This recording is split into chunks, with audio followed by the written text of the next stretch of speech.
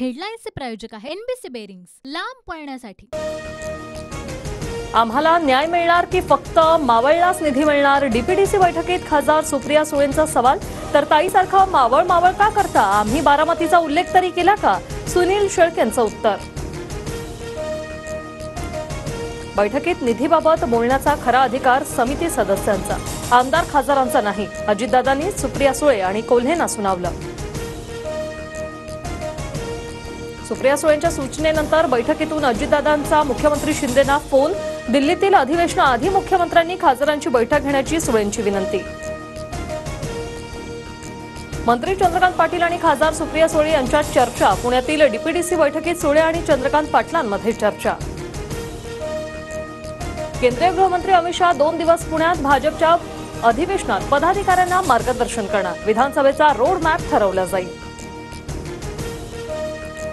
भाजपला उत्तर देण्यासाठी काँग्रेसकडून प्रवक्त्यांची यादी जाहीर। पटोले, वडेट्टीवार, थोरात, पृथ्वीराज चव्हाण, विश्वजित कदमांसह 15 प्रवक्त्यांचा समावेश। पुढील 41 दिवसात आचारसंहिता लागेल, जोमाने काम करा, मविया म्हणूनच निवडणूक लढवायची आहे। उद्धव ठाकरेंच्या विधानसभा संपर्क प्रमुखांना सूचना। मनोज जरांगेंचं उपोषण सुरू। 29 ऑगस्टला डाव टाकणार, बघा कसा डाव टाकतो। महायुती मवियाचे उमेदवार पाडायचे, मनोज जरांगेंचं वक्तव्य। सरकारने सगळी गर्दी योजनेकडे वळवली। लाडकी बहीण भाऊ योजना हा डाव, जरांगेंचा सरकारवर हल्लाबोल, तर जरांगेंचा भंपकपणा उघड करणार, प्रवीण दरेकरांचा पलटवार। मराठवाड्यातील मराठ्यांच्या आरक्षणासाठी अजय बारसकरांचं सागर बंगल्याबाहेर आंदोलन। देवेंद्र फडणवीसांची भेट न झाल्याने ठिय्या, आंदोलक बारसकर पोलिसांच्या ताब्यात। ज्येष्ठांसाठी तीर्थयात्रेच्या योजनेची मुख्यमंत्र्यांची जाहिरात। जाहिरातीतला ज्येष्ठ व्यक्ती मात्र 3 वर्षांपासून बेपत्ता। फोटो पाहताच कुटुंबियांना बसला धक्का।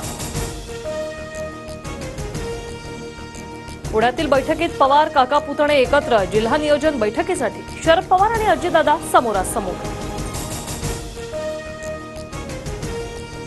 काहींच्या मानसिकतेला बुरशी लागली, विरोधकांच्या बुद्धीला बुरशी लागली। या फडणवीसांच्या टीकेला उद्धव ठाकरेंचं प्रत्युत्तर।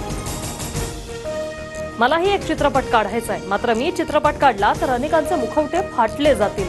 फडणवीसांचा नाव न घेता उद्धव ठाकरेंवर निशाणा। मुंबईसह उपनगरात जोरदार पाऊस। ग्रँट रोड परिसरातील नाना चौकात इमारतीचा भाग कोसळला। 4 जण जखमी तर एकाचा मृत्यू झाल्याची प्राथमिक माहिती। हेडलाईन्सचे प्रायोजक आहे एनबीसी बेरिंग्स, लांब पळण्यासाठी।